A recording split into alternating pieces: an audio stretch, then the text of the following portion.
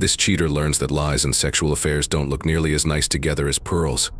My busy husband or wife was having an affair with a coworker. I made sure that our kids knew what kind of mother they had. I've written this 3 times, but I delete it before I post it each time. It looks like the 3rd time's the charm, though. Finally getting it off my chest by writing about it here also feels like a broken form of treatment. I'm 44 years old and my wife Sarah is 41 years old. We've been together for more than 14 years. The house we live in is beautiful, and we have 2 kids. It's not that things were terrible, they were just expected. We worked hard and raised our kids. Every once in a while, we tried to spice things up by going on a date. When we first met, it was through Greg, a friend from college. Sarah had just moved back to the city after getting her degree, and Greg thought that we would get along. At that time, I wasn't really looking for something important. However, Greg kept pushing us towards each other even though I wasn't in the best mood after finishing a long-term romance. Sarah wasn't trying too hard, and it was fun to talk to her. I didn't want to find love. Being present and having fun was more important to me. I told her before I was sure I really wanted to be a part of something important. It sounds like. Even though it was okay with her, the talk quickly turned serious. We texted each other and hung out more. After 3 months, I realized I loved being with her. A lot like. I was all in, even though I didn't see it at first. It was a simple, sweet start, but it worked. After going out for almost 2 years, we moved in together.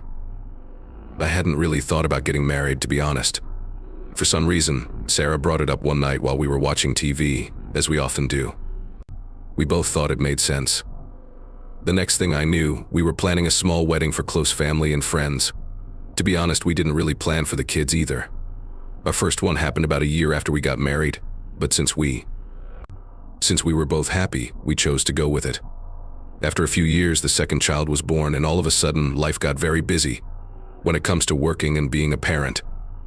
As an event manager, Sarah spends a lot of time away from her job and not at her desk. It used to make me feel good that I could trust her so much. She always seemed to be where she said she would be, and I never did anything to make her doubt me. I eventually built up a pretty strong trust in her because of it. That seems like something that makes no sense. Even though it seems silly right now, one important part of the story is that my wife loves pearls. The pearl jewelry I've given her over the years is without a doubt her favorite. She was crazy about something with pearls, which I thought was funny because she hated oysters so much. She would make a big deal out of whether or not the companies I bought the pearls from were getting them in an honest way. I didn't really care, but I had to be sure because I needed her to finish her work. All the pearl love you've given me over the years, I lived up to it. On our 1st anniversary, I gave her a pearl necklace. On our 5th, I gave her a bracelet, and on our 10th, I gave her earrings. We were from expensive companies that promised to farm in an entirely moral way. She was almost crazy about them. In some rare cases, she wore all 3, as if they were some kind of good charm. She wore at least one piece to every event. If it wasn't a certain event or occasion, they wouldn't come out of their box. I was shocked when I found her favorite earrings, which she hadn't worn in months, hidden in her coat pocket while I was doing the laundry. I was filling up the clothes and making sure the bags were empty right before I put them in the laundry basket. They were right there. On our anniversary, I gave her those small pearl stud earrings. When she went to work or a formal event, she always wore the same earrings. They were there for her. So seeing them crammed into a coat pocket like extra change, yes, that was a worry. Instead of being worn, they were kept in the velvet-lined boxes they came in. I tried not to. It seemed fishy because I asked her silly questions about it. She laughed and didn't answer, saying that she had taken them off after an event and forgotten to put them back on. She laughed, but not so much that she cried. I'm not sure if everyone understood what I said. Her eyes showed something that didn't feel right to me. I know what she means when she doesn't say anything. The first real sign that something wasn't right was when I felt like she was ignoring me. After that, I began to put together all the strange details I had seen before but not paid attention to. I had to be a spy for the night. It was important to me that I did everything in a quiet way. I'm suddenly paying more attention to her, writing down her plan in my mind, and comparing what she says to what seems possible. I was like, A spy looking through her social media after every late-night meeting to try to piece together her story from any clues I could find on the internet. That was really tough, especially since I wasn't making any progress. It was like trying to finish a problem that was missing half of its parts. She was very careful, or at least careful enough not to leave any traces. Then, one Friday night, she tells me she's going to a downtown hotel restaurant with a customer to plan a big event. She said she might not come back until after midnight. I felt so strongly about following her at this point that I thought I would do a short stakeout. To be sure she was where she said she was. You know, I could have hired a private investigator, but I chose not to because I didn't have anything important to risk my life on yet. Late at night, around 9, I drove to the hotel, parked where I could see the front door, and waited. Her car can't be found anywhere. It took me at least an hour of staring at the door like a total idiot in the hopes that she would come out and give me the lie. No, Sarah wasn't me. At this point, I could feel my chest getting really tight. Everything I had been trying to ignore was becoming clear to me. She wasn't where she said she was. If she wasn't at the hotel, where in the world could she be at that time of night? That was the only question I had. When I got home after a while, she wasn't there. Something changed in me that night. At that point, I chose to get better. I've been trying to check her phone whenever I get the chance, so she must have been one step ahead of me. She has her app set to delete texts, and half of her texts were taken away. My job was to spy, so I couldn't just ask her why. That would have shown who I was. Also, it would have been weird to ask her in person since we always had access to each other's phones. From what I could tell, her social media was also pretty dull. I mean, how in the world did she get these jobs running events? Her accounts didn't have many posts about the projects she said she was working on. It looked like she was trying to hide what she really wanted to do while keeping a look of order. I remember having a brief thought that my wife might have been a covert prostitute. Still, that guess was wrong. I didn't know what to do at that time, though. I began to think that the only way out of this was to face her straight on. At the point where I was going to give up on sneaking around and going crazy, I had this thought. Saying bad things about the arts, standard ways of tracking. I don't think about the money. Most of the time I hadn't been. Because I didn't want to oversee things like shopping and bills, I used to let her do most of them. I still trusted her, even though I had finally gotten what I wanted. It was simple to spot. She had a different card for all of that, so the high-class meals and hotel stays in places we hadn't been to together weren't work-related either. One claim really struck a chord with me. One hotel wasn't even in the city we were in. It was a long way from where she worked. When I looked into it, it turned out to be one of those fancy places that couples like to go. That doesn't look like a good place to hold a business meeting. At that time, I was thinking if the team talks she had been having were really for work. She would always use that app to talk to her friend at night about something very important. After all, she's always been a worker, and no matter how hard I try, I can't get her to relax. It was hard for me to tell the difference between the real and the fake. I knew she had a real job and was often very busy, but it looked like she wasn't paying attention. She hid what she was doing elsewhere behind all the chaos. Then all of a sudden, it really dawned on me that she might be having an affair with a friend.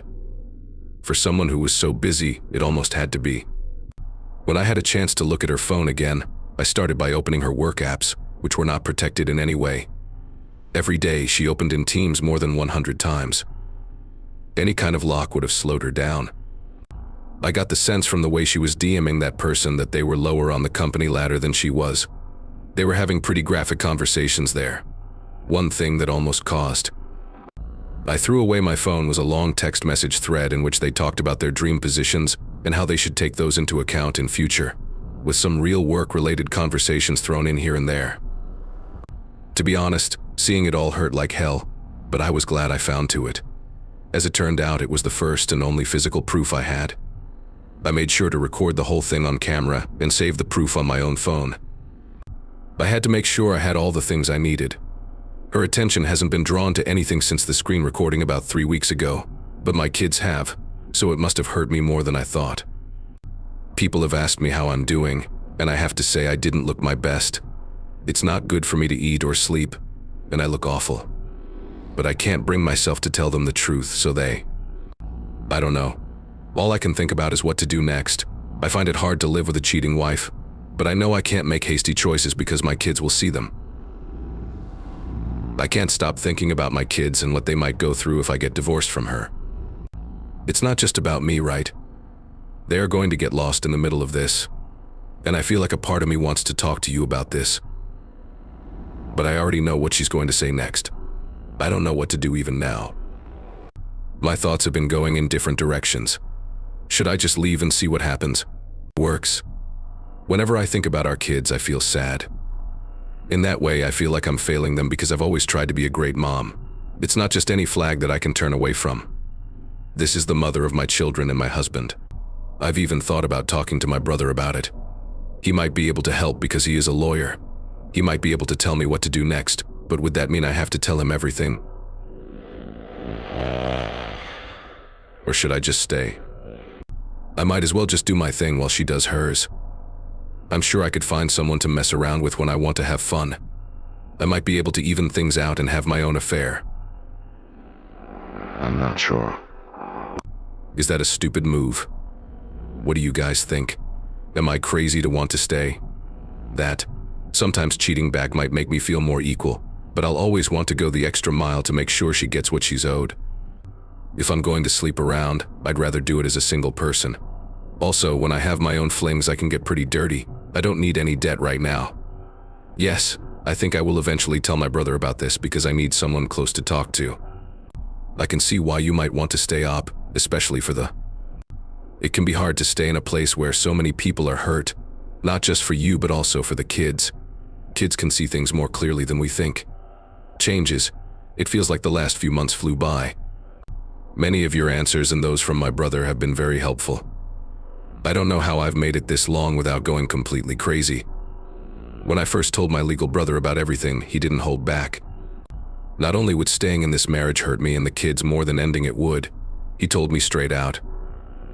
He told me that if I didn't act soon, things would get worse. I wasn't sure if I could trust him at first because no one likes to admit that their marriage is over. But he made a good point. Sarah might make up a story if I don't act right away, and she thinks I know about her cheating. She is smart enough to make the kids hate me, and maybe even break my bank account. Along those lines, I didn't need to keep living with a woman who made me hate her more every day.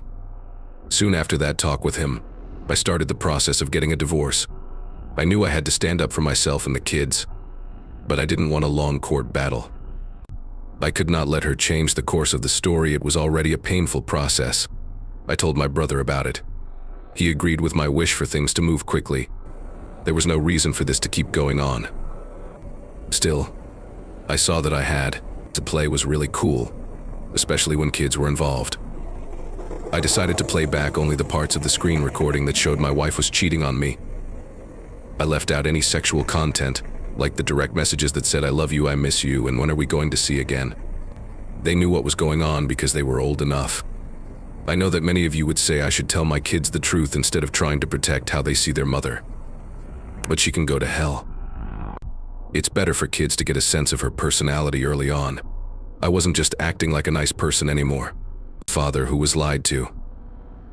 Before I got cheat on my wife, I was going to be the nice dad who turned bad. Since they had already done so much bad things to me, I made sure they would hate someone else when the time came. I got to the heart of it. The company Sarah worked for had a strict policy against fraternization, which meant that bosses couldn't date employees. She talked about it a lot, so I knew it too. That was a chance I had to take, I guess. I gathered all of my proof, which included hotel records, credit card bills, emails, and other papers. The following weekend, I sent her HR department an anonymous tip. I wanted to hit her where it hurt the most, her job title. I knew she was going to die. Let's jump ahead to Tuesday after this one. When she got home, she cried, like really, really bad crying. I was obviously a fool. No how. I told her what was wrong and what was going on. She didn't say anything at first. She couldn't stop crying, pushed me out of the way and stormed off. The next day, she told me that she had been given time off and hadn't gone to work. That's right. I did not argue or try to stop them. I just waited until the time was right, and sometime in the evening, I gave her the papers for the divorce. It was right for her face to be seen. It looked like she had been hit by a car. It took her a moment to make the link between the papers I had just given her and the chaos at work. She had a terrible fall. The kids came in to see what was wrong because she was crying so hard. I then took out my collection of texts and put them down. I wasn't sneaky about it. They were both in their teens. I told them right away that their mother had done some very bad things. I was careful with what I said. I didn't want to hurt them forever, but I also wasn't going to lie. As expected, Sarah got angry and started throwing things at me, yelling at me, and trying to make herself look like the victim while trying to shut me up. I had never seen her that way, and it was clear that neither had my kids. Because of this, they were really scared. The kids and I went into my room together. I shut the door and waited for things to calm down. The kids' bags were already packed, so I put them in the car and drove to my parents' place. We stayed there for a while to give everyone some space. After that, the weeks were really hard. Sarah was, after all, calling everyone we knew to tell them her story, saying something like everything was a mistake I had only told my parents and brother, but she was calling everyone else to try to get me to walk, which was funny because she was making herself look bad in the process. Since I don't like fighting with people, when some of those friends called or texted, I just sent them the pictures I had, without any changes. In order to finalize the divorce, our lawyers wrote each other letters. It was great that I won the payout and the house. I also got partial custody of the kids, who didn't want to spend much time with her after all the trouble, and a big chunk of our money. She tried to fight with me about it, but the proof she had made it impossible for her to do so. Shown that she spent our account money on her affair partner, even though it was meant to pay for childcare. It's awful that custody went to me 6040, even though she acted violently, cheated on me, and the kids wouldn't live with her. I don't like how women are treated poorly in the court system, but I have to deal with it. From what I could tell, she quit her job soon after the news got out. I guess rumors got around, and she had a bad name at work. Because of how Sarah is, I don't think she left on her own. She was either fired or told to leave. Whatever it was, she couldn't handle it. Even though everything was bad, I turned to leave, which made me smile a little. When our family had to get together recently for a get-together, she tried to act like everything was fine. Birthdays of kids. But it's clear she's having trouble. Being able to see her fall gives me peace in a way I never thought possible. While she deals with the effects of her choices, it's more satisfying to watch than to say sorry. My life isn't great, but I'm not happy either. It's enough for me not to have to deal with lies and distrust all the time. That chapter is now closed for good. While the things you had to do to keep yourself and your kids safe were very hard, you did them. Being aware of how bad it could be for your family, it took guts to stand up for yourself and let people around you know the truth. My view is that there is never an easy way to handle this kind of situation, but it's clear that your main goals were to keep the kids safe and make sure they knew what was going on. Even after everything you went through, the court system can be very hard to deal with, especially since there were different people in prison. But it's good to see that the kids can see the truth for themselves. The fact that they don't want to spend time with her says a lot about them. You seem to have done everything you could to be the stable parent your kids need right now.